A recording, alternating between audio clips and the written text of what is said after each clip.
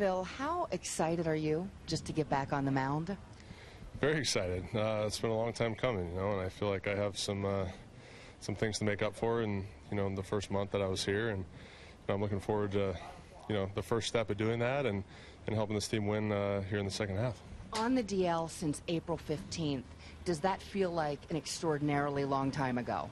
It does. It's only been a couple months, few months, I guess, but it does feel like a really, really long time ago, and I'm excited to get back and do what I know I'm capable of doing, and like I said, help the team win. Your rehab has obviously been extensive. You've had some rehab outings that have been lights out. Brian Cashman has seen explosive stuff, he says. What indicates to you that you are now ready to be a different pitcher than you were at the start of the season?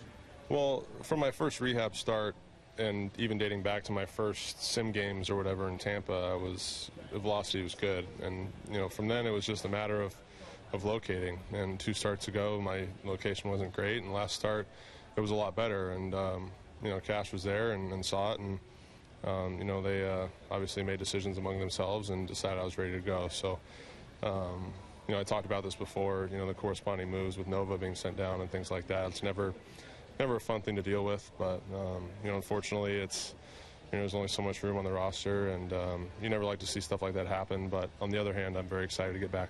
Did you and Yvonne exchange any words after he knew he was being sent down? Yeah, I just wished him the best of luck, and he's going to be a great pitcher in this league for a long time.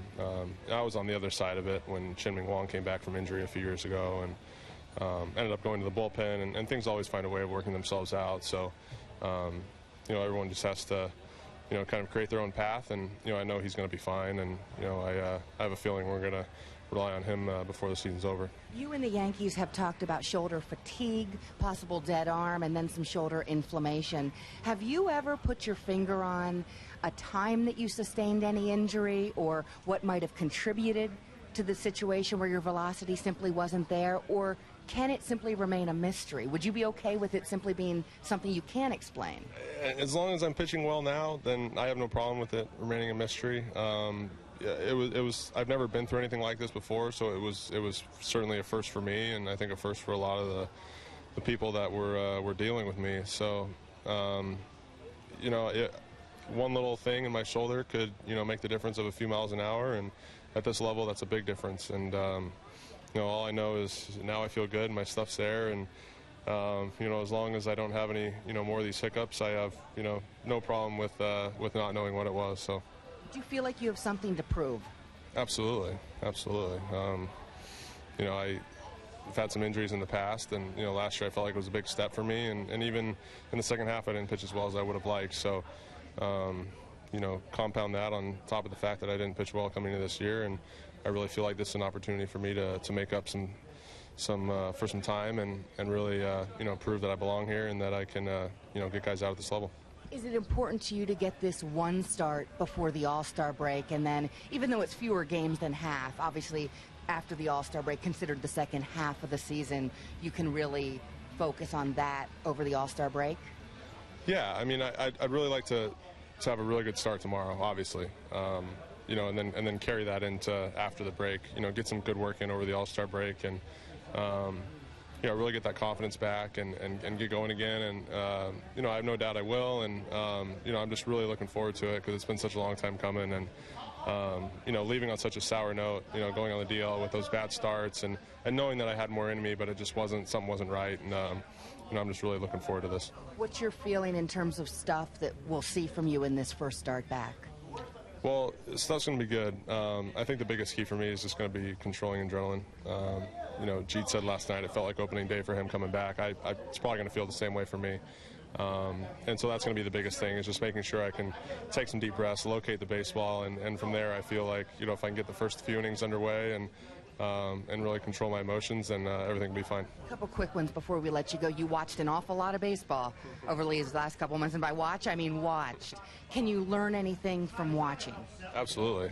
What? I watch pitches a lot, and even during the games, I'll spend a lot of time in the video room because you get a different angle on things, and watching, pitching from the side is a lot different than watching it, on TV where you can see movement and stuff like that, and I'll tell you, we've been playing great lately, and that's what made it difficult with Nova, is seeing how well he was pitching and really finding his way and going deep into games. I saw the game when he pitched in Cincinnati, and he was great.